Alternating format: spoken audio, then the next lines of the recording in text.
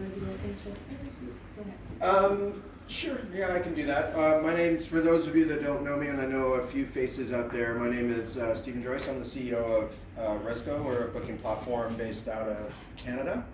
Been around since 2005, so been around for a while. And we have connectivity with the OTAs, as do pretty much all of the res systems out there now. So today we're going to talk a little bit about some of the basics around working with OTAs. So not so much technology, but just relationship and how they work, how your products flow through their systems and things like that. So, and I'll hand it over to Jessica to do her intro. Yes, for anyone who hasn't met me yet, I was here yesterday as well, but I'm with Skyline Sightseeing San Francisco.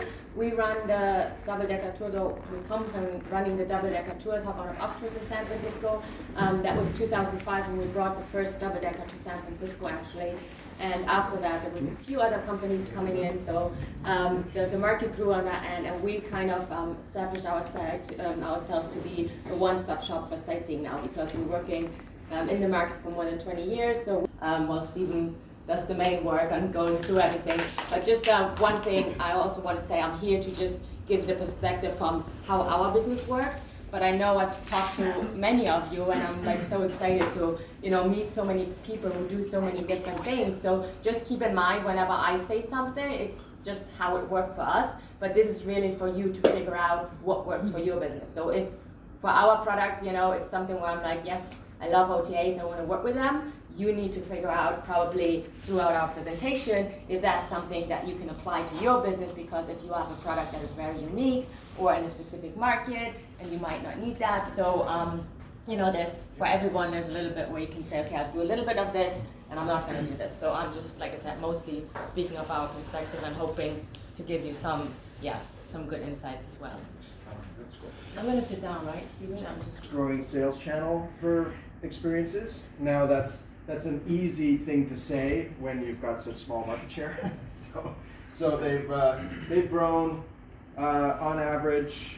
I think in the Focusrite report from a couple of years ago, they were growing at an average of something like 30% for that channel compared to other sales channels. And when I say sales channels, is everybody familiar with that term, channels? Mm-hmm. So yeah, that's a good one to use, because quite often it gets confused between both the type of distribution that you're doing as well as the individual distribution partner that you're working with. So sometimes it refers to, for example, if you consider OTAs as a channel, then sometimes that refers to all OTAs that you work with. So that would be Get Your Guide, Expedia, Viator, Veltra, whoever you happen to be working with, might fall into the OTA channel, or it can actually refer to a specific partner within that channel. So Expedia might be a channel, Viator might be a channel, TripAdvisor might be a channel. So it just depends on how you choose to use it. When I refer in this case to OTA, the OTA channel in general, I'm talking about all OTAs.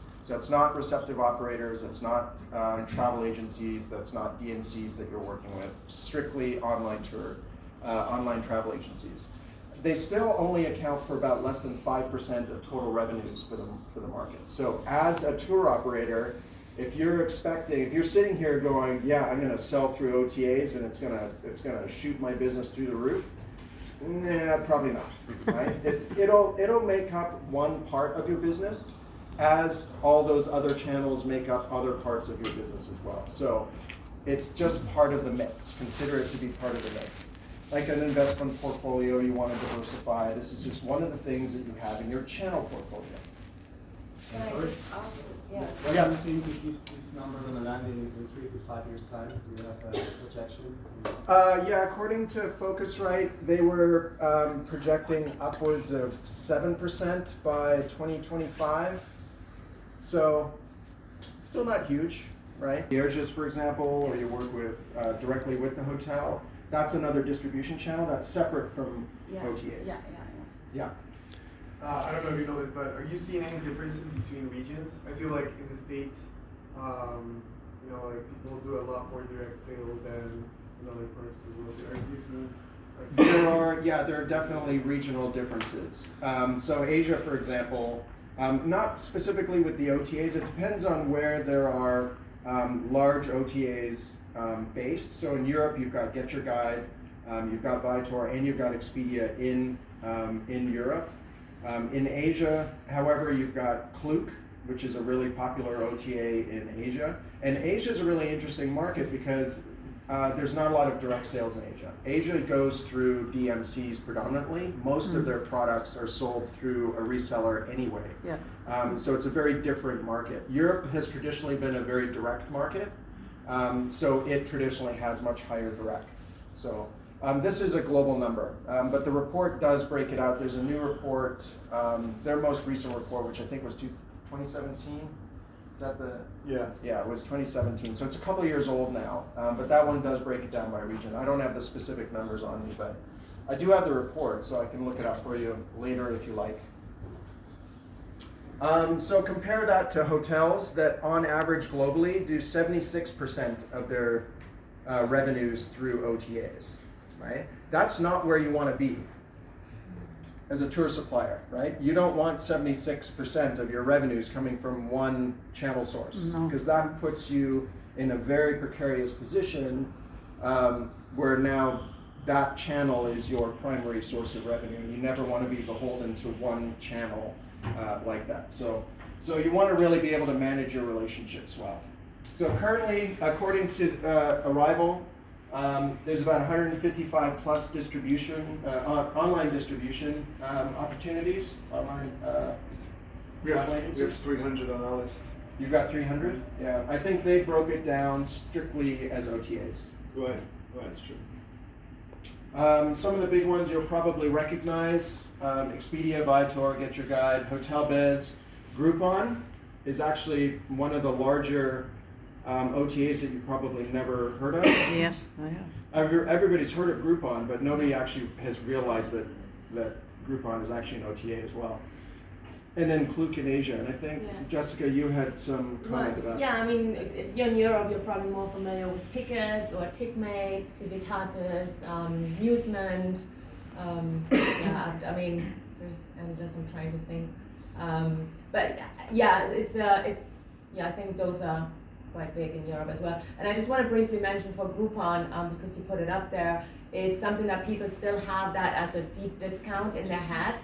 I'm not so sure about Europe, but in the US, they started to actually work with a lot of operators on a regular OTA basis as well, meaning they have the same or similar conditions that an Expedia would have or Get Your Guide would have. So it might be interesting. Again, I'm not too sure about Europe, but for the US at least, we're working with them on more normal terms and not the deep discount as well. So that might be interesting to know. They just announced as well that they're stopped doing products, like physical products. Yeah. Everything they do is going to be services. So they are tours, focusing more on activities, experiences and services like now, gym and they stop, memberships and stuff. selling any So- like water bottles or whatever, curse, whatever they do. Mhm. So Yeah, so everybody that's gives them a hard time because of how they started and they were that deep discount, 75%, commissions, that's how it worked out. But we call it new Groupon, and it's just a regular OTA, and we give them 25% or something like that, and they sell tons. So and also I now realized I forgot to mention, so Attraction Tickets Direct and Attraction World, which you might have heard in the space in Europe, they're also they're heavily focused on B2B, selling to travel agents. what does B2B mean? Business to business.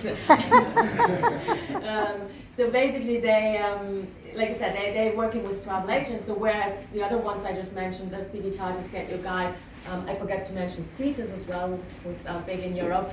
They're very focused also on the B2C, business to the consumer, end consumer, but Attraction World and Attraction Tickets Direct are really interesting because they go out and contract with the travel agents, the offline travel agents that still sit in a shop somewhere and someone walks in, which we all think that business has died out, but it hasn't. It's still there and still a lot of people still use it. So remember that as well, that there's a lot of OTAs out there that you might not have on your radar that can bring you a lot of business. So yeah, bottom line, it's very regional, and you'll probably find, depending on the region that you're in, that there are specific OTAs that are in your region that you might want to work with. So I would recommend you take a look at that guide. It's on the Arival website. and you can download it from there. So average cost of distribution is between 15 and 30%. I don't think I've heard anybody actually operate 15% these days. So it averages kind of around 20-25% for most, 30 on the high side. So what are the benefits of distributing through OTAs? Well, easy expansion. They allow you to enter into markets, especially if you're looking to go into a specific region and you're working with those regionally specific OTAs. It gives you an opportunity to expand into those markets without a lot of upfront costs, because again, you're not generally paying an upfront fee to enter that market. You're providing them with a net rate commission or net rate or commission that you'll end up paying once they actually start selling the product. So it's a very easy way to enter a new market. Incremental revenues, so they provide a way to supplement your direct sales by providing you with an alternative sales channel. And I want to emphasize alternative sales channel. You're not, and I'll go into a little bit of the calculation so you can see in a bit, but you don't want those revenues to be sacrificing your direct sales channels. This should be alternative to what you're already doing and incremental. Customer service, the distribution platforms generally also provide customer service. Because those are their customers, they're not your customers when they come through an OTA channel, so it's something else to remember. So they'll cover things like, when the customer calls and has a problem with the booking, or cancellations, or payment issues, any of that sort of stuff. They also act as the merchant of record, so you're not handling the money from the customer. So quite often the OTAs can handle multiple currencies, where you may only be able to support your own local currency. They can provide support in multiple currencies and multiple languages. They can do a lot of the content development and things like that. Lets you focus on your business. So when you sell through the channel, generally it's kind of a fire and forget sort of thing, although we can talk about that in a little bit more detail. You can load your products in if they're very simple products and they're well written and you have good photos and all those sorts of things. You can kind of just load them up and the system will do its thing, and you benefit from the incremental revenue, but there's not a whole lot of management that you have to do with them. Unless, of course, you want to up your game with them, then of course you need to manage it a little better. And merchandising. So retailers are very good at merchandising. That's what they do. So they have thousands of products that they're going to be selling on their sites. They have different ways of listing them. They have different algorithms that they use to have certain products show up at the top of their list and others not. They have their review calculations that they do in order to give them sort of an overall ranking score for the different products that they offer. None of the OTAs will disclose what those are, so you don't even need to. I've tried, and they won't tell me. So. But they have said that they do have them. They just won't disclose what they are, because obviously they don't want people being able to go in and game their system. So things to consider when you're working with OTAs. First off, what is your margin? So before you can even start working with OTAs, you need to take a look at how you're pricing your products.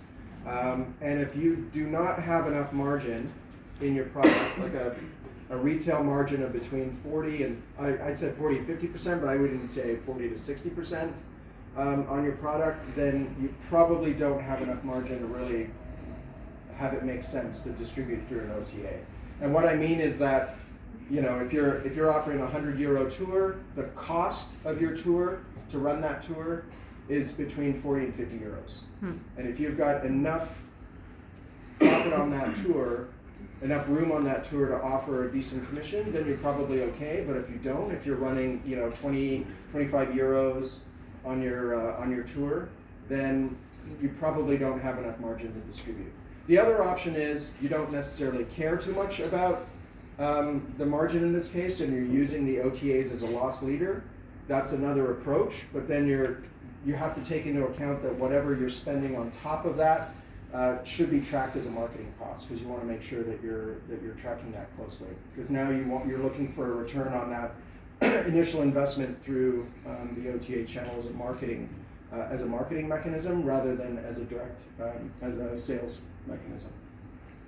Anything on that one, Rebecca? No, I think we're getting into that later a little bit, right, with the pricing, so then we'll... Yeah. I just want to say on that, I think it's not talked about. Everyone likes to beat up the OTAs. I know there's at least one here today. Everyone likes to beat them up over the commission. So I just want to defend them a little bit. But you are getting tremendous marketing value out of having that listing, right? And some of them will show your brand. Some of them you can hack a little bit and put pictures of your brand on the photos and that, not brand, logos and things, but you might have guides with t-shirts. So you are getting that exposure, you're getting those impressions, and that counts. A lot of people go to TripAdvisor, seeing your listing, jumping over to your own website and booking it direct. So I think it's important that we give them some credit for also being a free marketing channel. Right? You only pay them when they take a booking, but those people that don't book, often you're getting it direct anyway.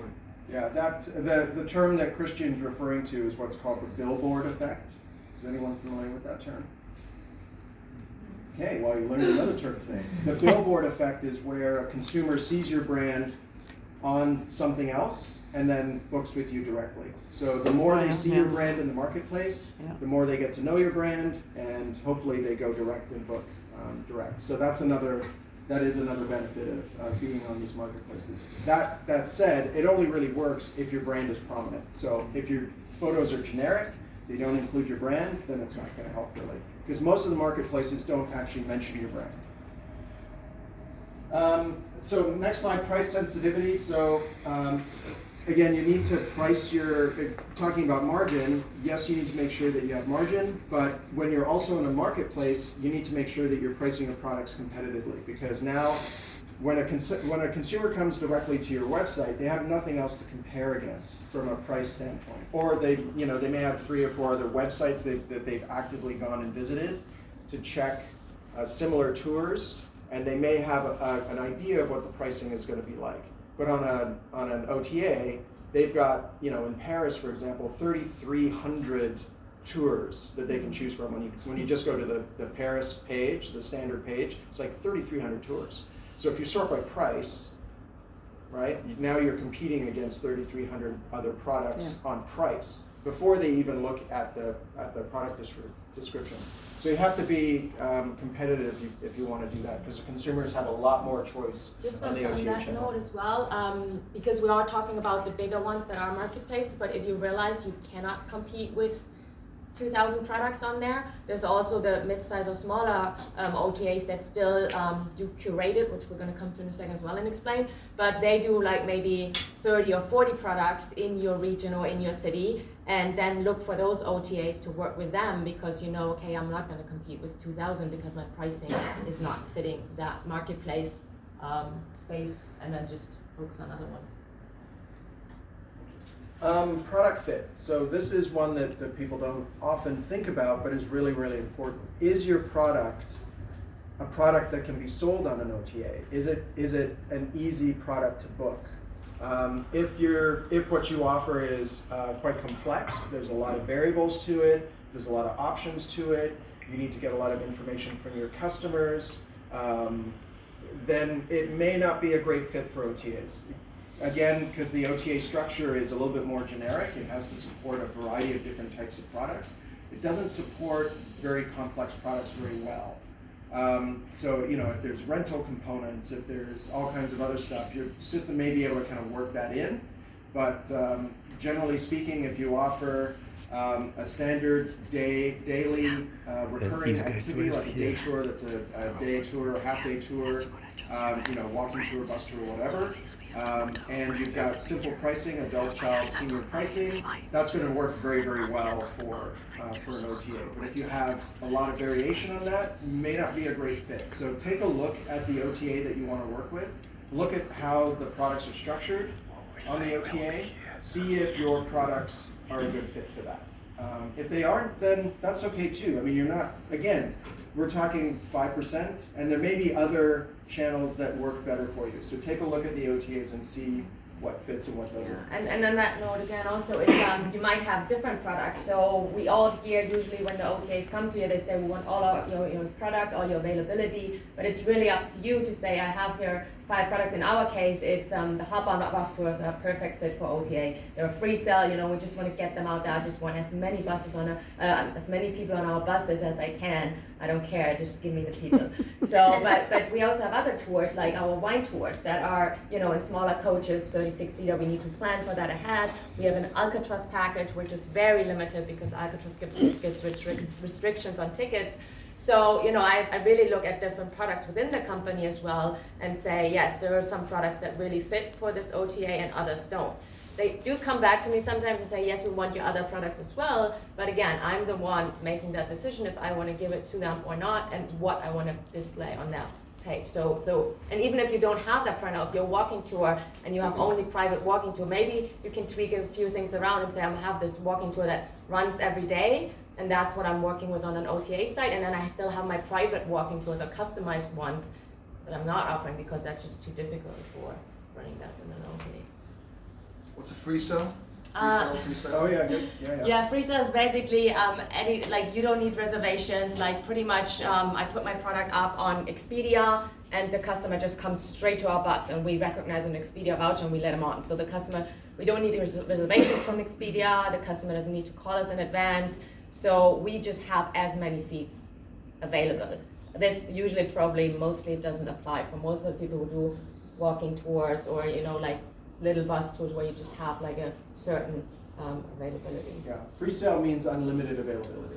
So, and generally most of you that have capacity would have restricted availability. So that's the primary difference. So free sale is very easy to sell because the OTA doesn't even need to really connect with the system directly to check availability. It's only in cases where there is restricted availability where the OTA needs to connect to your system, see how many seats you've got, and be able to sell them. Delayed payment. So this is one that a lot of people don't think about either. You're not going to get paid right away. So when you sell, when the OTA sells for you, they generally pay you after the activity date. That's generally, which means if somebody's booking your tour for July, they're going to come and actually do the tour in July, but they book that tour in May, and you've got a 30-day payment window, you're not going to see that payment until August. So keep that in mind. You're not getting that cash up front. The nice thing about direct sales is that when they book with you, they pay you, you've got that cash up front, right? So you can use it for operational purposes or whatever it is that you need to do. With OTA sales, you're not going to see that money until a good 30 days after, sometimes even longer after the tour's been taken. Yeah, in reality, I wanted to say that's, you know, what's on paper. It's like they pay you 30 days after, and with the bigger OTAs, that's really the standard because they have automated systems. But once you get to working with more and more, there's smaller ones and they do manual processes. You'll be chasing after that money sometimes for 2 or 3 months. So keep that just in mind for the cash flow, which is really important. And then also take that into account in terms of your administrative costs. If you're having to do additional administration in order to collect on those fees, then maybe those are channels that you don't necessarily want to work with because it might just be too much of a burden. Are there any resources online for like telling me if an OTA is good for paying on time? How do I know That sounds like one a of project those for are Arival. reliable? there is some in the industry. There is something that is like a payment referral thing that you can ask for. The bigger OTAs probably not, but you can always reach out to your local partners, and that's another suggestion I have. Like if you don't know anything about this OTA, and you can obviously read on their website how great they are and the terms and conditions. But if you're not sure and the terms and conditions are like sometimes 30 pages long and you're overwhelmed, you're like, oh my God, I have no idea what that all means. So you go to one of your hopefully partners in the market and then you say, hey, do you already work with them? What do they do? And how do they pay? Do they pay you on time? And I just mentioned that because we really work with 150 to 200 distributors.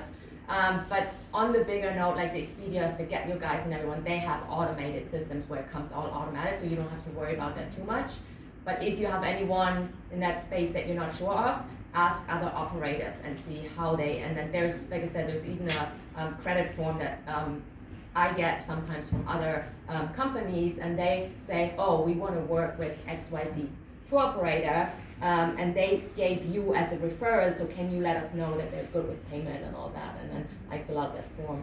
So that is around, but just ask anyone in your market. We talked about, we got a list on the Magpie site of 300, and we talked about adding that as a feature. Yeah. It's just got to be, it can't be a negative feature obviously, because people are going to sit and complain, but for people to be able to say that they pay on time would be great, and then they just build up votes or something. I mean, there's people like Expedia, TripAdvisor, they just pay automatically, get your guide automatically same day each month. And then the others, I mean, we wouldn't be able to say anything negative, but we could definitely. Jessica actually used a really good example there, and that's the credit form. When you work with an OTA, you're extending them credit. You're letting them sell something for you without paying you at that time. So you're essentially, as a business, you're extending credit to them. So treat them as you would treat anyone that has credit within your business. Would you allow a customer to not pay you for 30 days until after they've done a tour? Probably not. But you are allowing this company that you may have never worked with before to do the same thing. Yeah. So make sure you keep that in mind and appreciate the relationship that you're building with them. So next item is customer ownership. So basically you don't own the customer. When a customer books through an OTA, that customer belongs to the OTA. And they will have restrictions within their terms and conditions that limit what you can do in terms of your interaction digitally with that customer.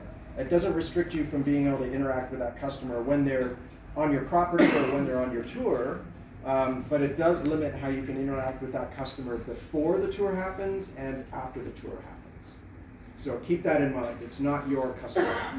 So the issues with GDPR, with any other of the privacy rules that exist, if you're outside of the European Union, you need to keep those in mind because they may not be sharing a lot of that data with you. So if you need to contact, again, if your product's a little bit more complex, you need to contact the customer to confirm something with them. You may or may not get a phone number or email address. So keep that in mind. The simpler that process can be for the customer and the less that you need to get from them initially in order to provide the tour, probably the better off you'll be. May I ask you a question? And for this, like once in a life destinations, like Central Asian destinations, it doesn't matter because anyway customers they come only once to your country, never come back. Yes. So it's not a point. Yeah, for you as an individual operator, if your customers, and this is true for most of the operators that we work with as well, is that they only get a customer once. They might get a customer twice if they're, if they have sort of more local appeal. But yeah, for a once in a lifetime operator. But there are considerations for that too. If you do need to contact the customer beforehand, especially if they're traveling from far away and you want to, make sure they understand what the pickup location is or any of those sorts of things that go along with running your business, you may or may not have that contact information available. So keep that in mind. And then afterwards, if you're looking for testimonials or things like that, you're probably not going to get those from customers that have come through the OTA channel because you won't own those customers. They'll be leaving reviews and feedback probably with the OTA that they booked with. So keep that in mind. Brand dilution. So we talked about the Billboard Effect, but there's also the problem of, in many cases, the OTAs have the right within their contracts to market using your keywords or brand. So your brand, if somebody does a brand search, for example, on Google, OTA listings may show up as well as your listings. In those cases, then, if they're competing with you for your direct brand on search, then they're diluting your brand. Because the customer may go to the OTA site instead of going directly to you, even though it's the same search. Did you have a Didn't comment on you this have one? the slide later where you bring it up again? Oh, yeah. Although I don't know, was that in the second presentation? No, I think it's... Location dependence, again, if you're looking at building your online reputation, you want your customers to be leaving reviews through your preferred review channels, whether that's Google reviews, whether that's TripAdvisor, it could be a review partner that you've partnered with for your own website, someone like Trustpilot, for example, or Shopper Approved is another kind of white labeled review platform. Just remember that if customers are going to other review platforms, TripAdvisor actually being one because it's sort of a combination of review platform and OTA, so you have to keep that one in mind. But if they're going to Yelp and places like that, then you're not, it's a little bit more difficult to benefit from those reviews than if they're leaving them on the platforms of your choice. Just on that, who do you recommend for your number one place to send people to review your product? Well, that's okay. Well, on the spot, I'm biased because we have a review platform built into the booking engine that benefits directly the consumers that book direct, right? So if you book directly, they're verified reviews within the platform because we can guarantee that the customer actually took the tour because they're the ones that get the notification to leave the review. So those are generally the best because those are owned by the booking engine where the customer is booking direct. It's not owned by someone else. But what's the best third party then? The best third party one I would recommend is, well, and again, if you're looking for direct, I would recommend Trustpilot is a really great service that's available. And they have both free and paid services. And then after that, it just depends on which OTA that you're working with. Google reviews actually is probably the next one because those are going to show up on your organic Google listings. Everybody goes to Google first. Let's just be realistic about that. It's like something like 76% of consumers go to Google for search first. So if you're going to have Google reviews, those are going to help your listings on Google reviews. Also something you can be quite tactical about as well. In the past, you can switch over time, so focus on one for an amount of time, and then if you have a particular problem on a particular channel with some reviews, then direct either your posts, your marketing efforts, or your your guides to just change it up over time as well. Yeah, just remember, if 5% of your revenues are coming from the OTA channel, realistically, you probably want no more than that amount of reviews coming from the OTA channels as well. If all of your reviews are on OTA channels and they're only generating 5% of your reviews, then you've got a bit of an imbalance happening there. So make sure that you're driving customers to the review sources that are going to best benefit your direct business. Yeah.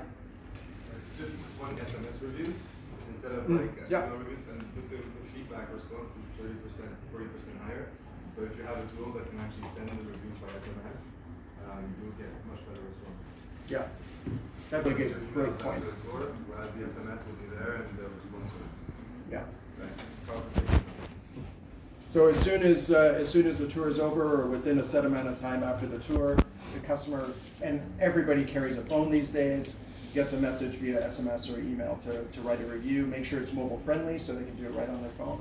Yeah. How is this regulated with privacy, with GDPR, getting the phone numbers of the clients that are actually not your clients? Oh, if they're not your clients, then you're probably not going to be able to do that. If they're booking direct with you, make sure that your terms and conditions include GDPR content that clearly state that they are agreeing to be contacted after the tour is taken for marketing purposes or whatever, and that they consent to that. And what we do also, if we know it's not our customer, direct customer, and they book with a third party, we definitely always say go back to the source you booked to and leave a review there, because especially Expedia or Get Your Guide and all these partners, they also then it goes in your algorithm again to bring up your product to the front. So make sure before they're not leaving a review at all, you just definitely refer them back to the OTA and say go back to the party you booked with.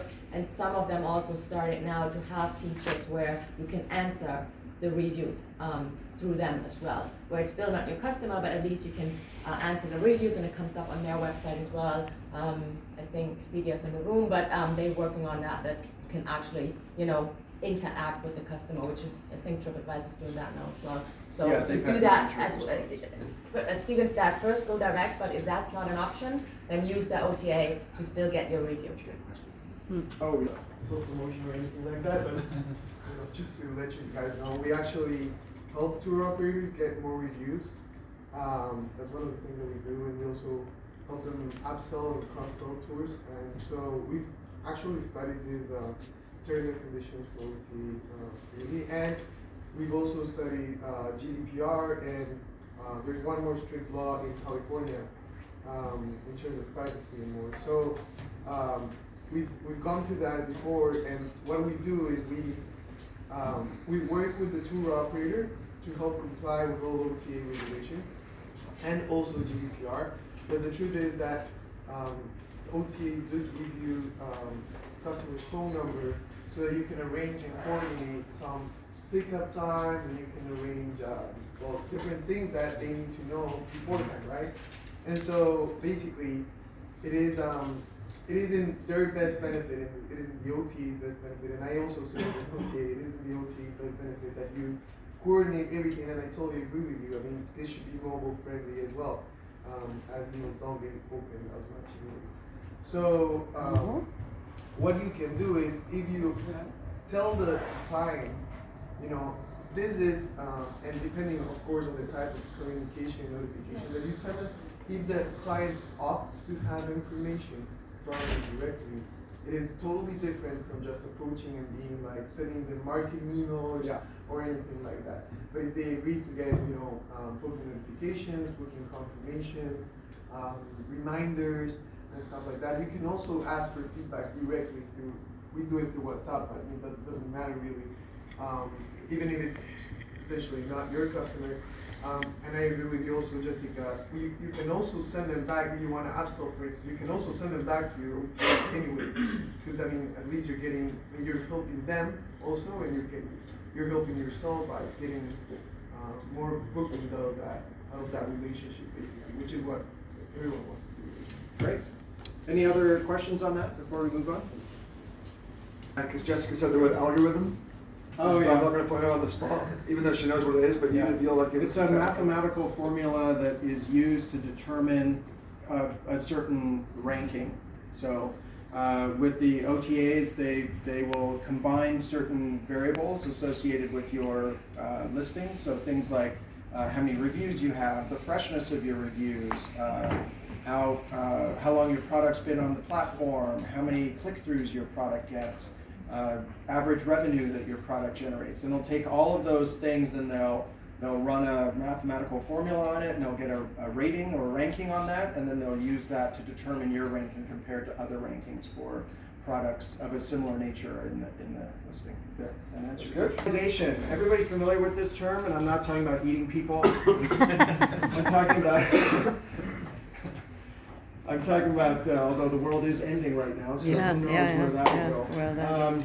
But no, I'm talking about basically the term cannibalization means reducing your revenues on one channel for the benefit of another channel, or another channel reducing revenues in another channel by directly competing with it. So you don't want your products to be cannibalizing or being cannibalized across different channels. So if you're selling direct, you don't want your distribution sales to be eating into your direct sales. You want that to be in addition to your direct sales. So that's what cannibalization means. So you want to watch out for this, because that can happen if you're not careful about how you create your distribution relationships. So I'm going to run through a couple of quick calculations. So quick revenue calculation, you've got 100% of your revenue direct.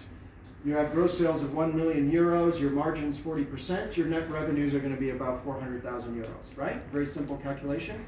Makes sense? So this is example 1, 5% cannibalization. So if you have 95% direct, 5% OTA sales, your gross sales are still 1 million. Your margins are still 40%, but 5% of your sales are coming from OTA, and the commission to the OTA is about 30%. You're actually going to end up with total net revenues of 385,000 euros, which is a decrease of 3.75%.